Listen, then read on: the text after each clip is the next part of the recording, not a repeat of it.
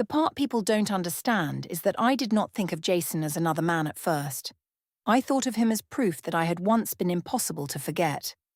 My husband Daniel was safe, steady, and decent, which should have been enough for any woman with sense. But I work in branding, and I know how easy it is to sell yourself a story. By the time Daniel read my messages, the past had already rejected me more than once. My name is Valentina Rossetti. I was 38, and I worked as a senior brand strategist at a boutique advertising agency. I was good at making things look better than they were, and for a long time, I thought that was a talent, not a warning. The part people don't understand is that I did not think of Jason as another man at first. I thought of him as a message, a proof point, an old image that still said I had once been impossible to forget. Daniel was my husband for 7 years. We had been together for 9. He was reliable in the way good men are reliable when they think love is shown through solved problems. If my car made a sound, he booked the repair. If my laptop froze, he fixed it before I lost a file. If I forgot presentation cards for a client night, he brought them without making me ask twice. That was what happened at the Community Arts Centre on a Friday evening. I was helping run a charity showcase for one of our agency clients. The room smelled like cheap white wine and fresh paint. I was smiling, touching elbows, moving through donors like I still owned every audience. Daniel arrived with my presentation cards and a coffee. He had driven 20 minutes after work. His tie was loose. His face looked tired. He handed me the cards and said he figured I would need them. I should have loved him for that. Instead, I looked at the coffee and thought how practical it was. Not romantic, not hungry, just useful. Mira Kent, my co-worker, leaned near me after Daniel stepped away. She said Daniel looked like a man who filed feelings under later. I laughed because the positioning was cruel but accurate enough to feel clever. At home, Daniel asked if something had shifted between us. Softly. He said I had been sharp all week and quieter at night. I heard the question as management, not tenderness. That was my filter by then. One question. 2 tired people. No real answer. Later, I opened the living room drawer for tape and found an old prom photo under holiday cards. Me and Jason Voss. His arm around my waist. My face younger, brighter, still convinced being wanted was the same as being chosen. Daniel saw me holding it. He asked why I was staring. I said it was nothing. Then I slid it into my notebook instead of putting it back. The old photo stayed in my work bag for 2 weeks. Not because I was hiding it, at least that was the message I gave myself. I told myself it was only a reminder of a different time, the kind of personal object people keep without making it mean anything. But I work in branding. I know objects become powerful when you place them in the right light. At the agency, we had a campaign meeting about nostalgia. A regional coffee chain wanted to look warmer, more personal, less like a place where people paid $6 to sit beside strangers with laptops. I sat at the conference table while our creative director talked about old photographs, handwritten notes, and the emotional pull of unfinished stories. Unfinished stories. Those 2 words stayed with me through the meeting. They followed me into the restroom after, where the mirror light showed the fine lines beside my mouth and the expensive lipstick I had bought to feel less tired. I took the prom photo from my bag and looked at it beside my reflection. Jason looked the same in memory because memory does not age unless you let it. That afternoon, I searched his name. Jason Voss. Denver. Married. Senior regional director at some tech logistics company. His profile was clean and polished. Wedding photos, ski trips, a promotion post. His wife Rachel was beside him in several pictures, smiling in sweaters and flat shoes, looking calm in a way I found insulting. The part people don't understand is that I did not feel jealous at first. I felt edited out. His life had continued with a different audience. That was the wound under it. Not love, not even desire. Just the sharp, childish idea that someone who once wanted me had built a whole life where I was not even a footnote. Mira saw me looking. She pulled her chair closer and asked if that was him. I told her not to be dramatic. She said first, love never appears randomly in a woman's mind. Then she said unfinished stories poison women. That sounded deep enough to excuse bad judgment. I messaged him that evening from the agency restroom standing near the sink while someone in the next stall tore paper towels. I congratulated him on his promotion. Nothing emotional. Nothing dangerous. Just a polite message from an old friend. One message. 2 hours. No answer. Then he replied. He thanked me and said he hoped I was doing well. That was all. I should have left it there. A clean exchange. A closed door with polite paint. Instead, I kept looking at the words. Hope you are too. It was plain. It was distant. But I turned it around like a strategist with a weak concept, trying to find a stronger angle. Maybe he was being careful. Maybe Rachel watched his messages. Maybe he wanted to say more but knew he should not. That was how I built the first lie. Not to Daniel yet. To myself. At dinner, Daniel made roasted chicken because I had worked late. He set my plate down and asked how the campaign was going. I told him it was fine. My phone lit up beside my fork, not from Jason, just a calendar reminder, but I grabbed it too fast. Daniel noticed. He said I had smiled at my phone during dinner the night before, then gone cold when he asked about my day. He asked what had happened. That was specific, factual, not cruel, but it sounded like a performance review. That was the gap between us. He thought he was naming a pattern. I heard him grading my behavior. I told him agency pressure was heavy, and he had no idea what it took to be emotionally available to clients all day and then come home to another interrogation. He put his fork down. He said he was not interrogating me. He said he was trying to understand why I seemed present with everyone except him. That one should have stopped me. Instead, I told him he had a gift for making concerns sound like a quarterly report. He did not fight back. Daniel rarely fought in the way I wanted him to fight. He went quiet, which made me feel more alone and more powerful at the same time. The next day, I wrote Jason again. This time, the message was longer. I said I had been thinking about how strange it was to see old friends become adults online. I said some people from the past stayed vivid. I deleted vivid. Then I wrote unforgettable. Then I deleted that too. Finally, I sent something softer. I said I remembered how ambitious he used to be, and that it made me smile to see he had built so much. His reply came the next morning.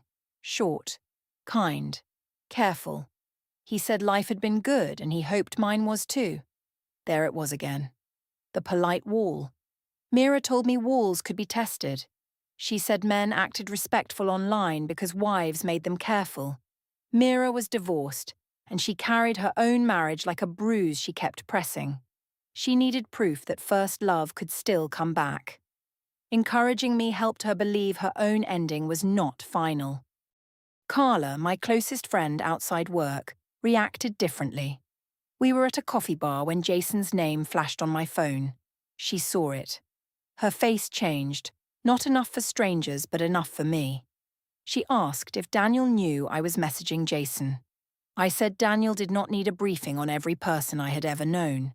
The wording was defensive enough to answer her question. Carla nodded, but after that, her replies to my long texts became shorter. No lecture, no dramatic exit, just less warmth. Small departures have their own sound.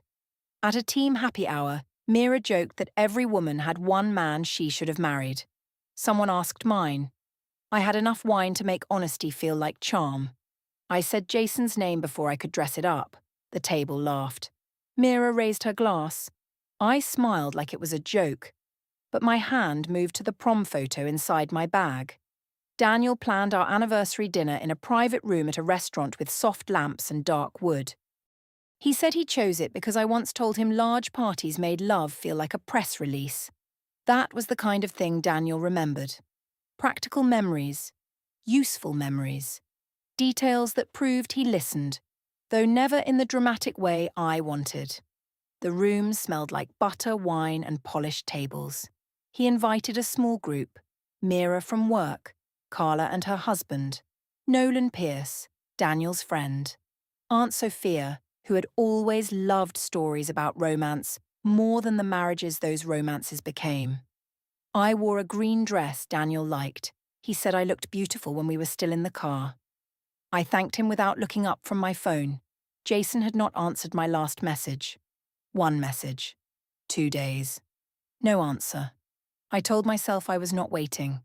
The part people don't understand is that waiting can hide inside ordinary gestures. I checked my lipstick in the knife reflection. I glanced at my bag under the chair. I kept my phone face down but close enough to feel like a second pulse. Mira arrived late and kissed my cheek. She looked around the private room and said Daniel had planned a board meeting with candles. I laughed too hard. Daniel heard it. He did not respond. Aunt Sophia started telling a story about her first fiancé, a man she did not marry because her father disapproved. She said first love had a purity that later life could never fully replace. Daniel smiled politely. Nolan rolled his eyes in a friendly way. Carla looked at me, not at Aunt Sophia. By dessert, the wine had softened the edges of my restraint. Daniel stood for a toast. He was not a natural speaker. His hand touched the stem of his glass twice before he began. He said 7 years of marriage had taught him that love was not always loud. He said he still chose the life we built. The life we built. That phrase landed in me like a locked door. I heard safe. I heard scheduled. I heard no spark, no chase, no proof that I was still the woman someone would cross a room for. Daniel was trying to honor us, but all I heard was a closing statement for a life I had not agreed to stop wanting more from. So I laughed. It was not a kind laugh. The room felt it before I did. I said Daniel always knew how to keep things stable. Bills paid, cars serviced, reservations made. Then I said Jason knew how to make a woman feel alive. The table changed. Forks paused. Mira's smile stayed for 1 second too long, then weakened. Carla looked down at her plate. Aunt Sophia's face went still. Nolan looked at Daniel, not at me. Daniel did not move. That should have scared me. But silence looked like weakness when I needed an audience. I kept going because stopping would have meant admitting I had already gone too far. I said sometimes I thought I should have married the man who made me feel unforgettable instead of the man who made life feel like a calendar invite. There. I had said the thing that lived under every message. The old prom photo was in my purse, pressed between my wallet and a compact mirror. It felt like evidence against everyone in the room. Evidence that I had been wanted once. Evidence that Daniel had not invented the best version of me. Daniel folded his napkin once. Slowly. He placed it beside his plate and asked if I wanted to go home. No anger, no public defense, no speech about respect. Just that question. I heard punishment. Of course I did. My image had cracked in front of people, and the only way to repair it was to make him the small one. I told him he was punishing me for telling the truth. I said he wanted a grateful wife, not an honest one.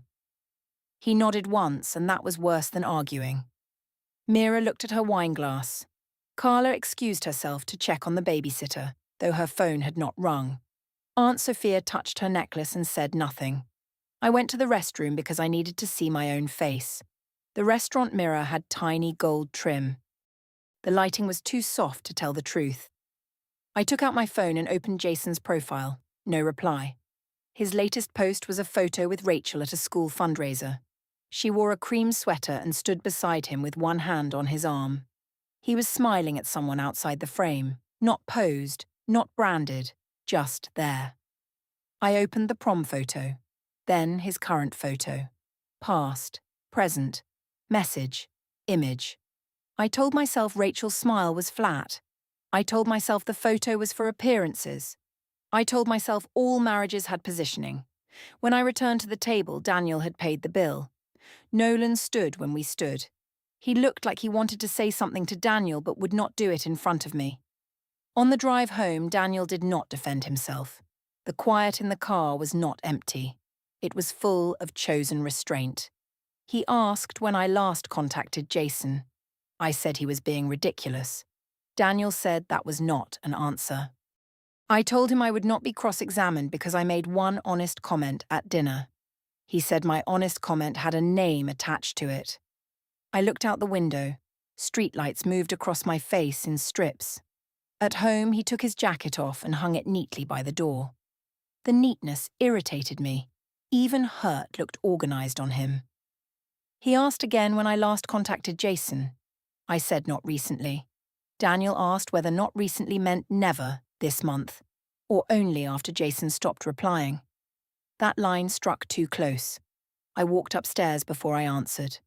Behind me, Daniel stayed in the entryway. I heard him set his keys in the bowl. One sound, one pause. One husband beginning to understand the shape of the lie. The next morning, I tried controlled truth. That was the micro-shift. Not remorse, strategy. A partial admission packaged as honesty. The way we softened bad campaign metrics before presenting them to clients. Daniel was in the living room with his coffee untouched. The curtains were open, but the day outside looked washed out. I told him I had sent Jason one message during a rough patch. I said it had been stupid and emotional and not worth turning into a crisis. He asked what rough patch. I said ours. He asked if Jason answered. I said barely. That was true enough to feel safe, but not complete enough to be clean. Daniel asked if there were more messages. I said I did not remember exactly. He looked at me then, not angry, studying, like he had stopped listening to my message and started looking at the strategy behind it. He said Jason came up whenever I wanted to avoid responsibility for the present. He said I had turned an old relationship into a hiding place. He said the anniversary dinner was not the first time I had used Jason to make Daniel feel small. I called that dramatic. I told him he was building a case because he did not want to admit he had become emotionally lazy. The part people don't understand is that one true accusation can make every false move feel justified. Daniel had become scheduled. Daniel had become distant. Daniel did love through crisis management. All true. But truth in the wrong hands becomes a weapon that points everywhere, except back. Later that day, I left my laptop charging in Daniel's home office because the outlet in the bedroom was loose. I thought I had closed everything. I had not. The message thread was open. I know because when I came back, Daniel was sitting at his desk, reading without touching the keyboard. The printer beside him was warm. A sheet slid out, then another. Jason Voss. 8 months of messages. Congratulations. Memories. Soft openings. Long paragraphs I had written late at night when Daniel was asleep, and I wanted to feel like another version of myself was still reachable. Jason's replies were polite at first, then shorter, then firm. He said he was married and happy. He said he thought it was best not to continue. Later, after I found a family account and sent a harmless hello through that, he asked me not to contact him again. Daniel did not speak while he read. That quiet stripped away my branding. I said he had no right to invade my privacy. He said I had left it open in his office. I said that did not make him innocent. He said innocence was not what he was trying to prove. The printer stopped. Daniel gathered the pages and tapped them on the desk until the corners lined up. That small, clean action did more damage than yelling could have done. He placed the printed messages in a folder and wrote one word on the tab: records. I laughed because if I did not laugh, I would have to name what that folder meant. I said he was being theatrical. He did not answer. That was his silent decision marker. The folder, the lined-up pages, the old prom photo, which he had taken from my purse and placed beside the messages on his desk. Not hidden. Not destroyed. Just presented. I told myself it was a scare tactic. That evening, I searched Jason again. I found a family photo Rachel had posted. Jason stood beside her in a backyard, one arm around her shoulders. Rachel wore a plain sweater I had mocked earlier in my head. They were laughing at something off camera. Not posing, not performing for me. For a few seconds, I saw something I did not want. Rachel was not the woman blocking my great unfinished love. She was not a dull replacement wearing sensible clothes in a life meant for me. She was simply present. She was laughing inside a home Jason had chosen, wearing an ordinary sweater because she did not need to look unforgettable to belong there. The old story cracked. Maybe Jason had not lost me. Maybe he had just moved on. Maybe the woman I was chasing was not Jason's great love, but my own younger face in the prom photo. I sat with that thought long enough for the laptop screen to dim. Then I moved my fingers on the trackpad and zoomed into the photo until Rachel's face disappeared. Only Jason remained. The image became useful again. It was branding, I told myself. People posted happiness because people needed an audience. A photo was not proof. A marriage was not proof. Daniel and I had photos too. Door closed. At family lunch that Sunday, Aunt Sophia asked if Daniel was coming. I said he had work, which was only half true. He had stayed home, but not for work. He had stayed home because he said he needed a quiet afternoon. Aunt Sophia watched me too closely. She said first, love was beautiful when it stayed in the past. She said it became dangerous when used as an excuse. I snapped that Daniel had never understood passion because he thought love was a mortgage paid on time. The table went quiet. My cousin looked at her plate. Aunt Sophia's face folded with disappointment, not anger. That hurt more because she had always been the one who made old love sound romantic. Carla stopped answering my voice notes that week. I sent her a long one explaining how Daniel had violated my privacy by reading messages. She did not reply. The next day, she sent only one text saying she needed space from being pulled into this. Space. Another polite exit. That night, Daniel slept in the guest room. On his desk, the prom photo sat beside the printed messages. A past I had used as proof was now part of a file. The line I crossed next was public. I told myself it was vague. I told myself it was not naming anyone. The part people don't understand is that vague posts are not vague when every person involved knows exactly where the knife is placed. I posted a story with a black background and white text. It said sometimes women choose the safe man and spend years mourning the real one. I stared at it before posting. My thumb hovered. 1 post. 2 seconds. No going back cleanly. Then I sent it. Mira would have loved it once. She would have said it was brave. She would have called it a reclaiming of narrative. But Mira was slower now.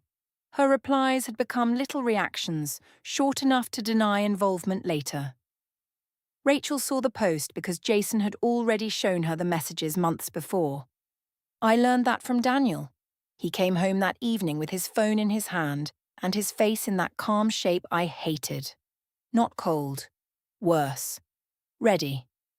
He said Rachel Voss had called him. He said she had been clear and polite. He said Valentina. And when he used my full name, I knew he was not talking as a wounded husband anymore. He was talking as a man who had organized the facts. Rachel told him I had been contacting Jason for years. Not 8 months. Years. Through his main account, then a family page, then a new profile after being blocked. She told him Jason had tried polite distance, then direct boundaries, then silence. She told him they had been patient because they thought I would stop if nobody fed the fantasy. I told Daniel Rachel was jealous. I said of course she would make me sound unstable because she knew Jason had once loved me deeply. Daniel placed his phone on the coffee table. He said Rachel had sent screenshots. The room went quiet in a way that made the couch fabric, the wall clock, the air vent all seem louder than me. He opened the first image. My message from 2 years earlier. I had written that some loves never really die. Jason had replied that his had ended and he wished me well. Another screenshot. I had sent a birthday message from a new account. Jason had not answered. Another. I had written Rachel through a family page, pretending to ask about a school fundraiser connection. Rachel had not replied. 1 message, 2 accounts, 3 versions of myself pretending not to beg. I said Daniel was enjoying this. He said he was not enjoying learning how long he had been treated like my backup life. That phrase made me angry because it was too exact. I told him he had made our marriage feel like a safe office where every emergency was handled, but no one ever asked if I was still alive inside it. There it was, the true thing. Daniel did not deny it. He sat back, and for a moment his face changed. He looked sad, not strategic. He said he should have heard me sooner. He said he should have asked better questions before I started treating silence like abandonment. Then he said being lonely did not give me the right to beg another man to reopen a closed door while coming home to a husband who still believed we were inside the same marriage. I had no clean answer to that, so I reached for uglier ones. I said he wanted to be noble. I said he loved being the calm victim. I said if he had made me feel wanted, I would not have needed memories to keep me warm. He said he would not compete with a fantasy. He said he would not be anyone's fallback life. He said from now on, he would handle things properly and speak about the marriage only in terms that could be useful. Useful. There was Daniel again. Practical even at the end. But this time, the word did not sound dull. It sounded final. I grabbed my phone and sent Mira screenshots from Rachel's messages. I asked what to say next. I asked how to position this before Daniel made me look pathetic. I asked if the post had really been that bad. Mira left the messages unread until the next morning. Just absence. No speech, no defense, no clever line to make me feel bold. Daniel went to his office and closed the laptop after saving Rachel's email. The click was small, almost polite. It sounded heavier than an argument. After that, he became logistical. Separate bedrooms, shared expenses written down, meals handled separately, communication by email if we needed to discuss the house. I became louder because his calm had stopped giving me a wall to push against. I called Jason from the bathroom. It went straight to voicemail. I tried the old account, then the newer one. Blocked on one. No reply on the other. His agenda had been clear long before I accepted it. He was already leaving, already withdrawing, already letting Rachel stand where he refused to.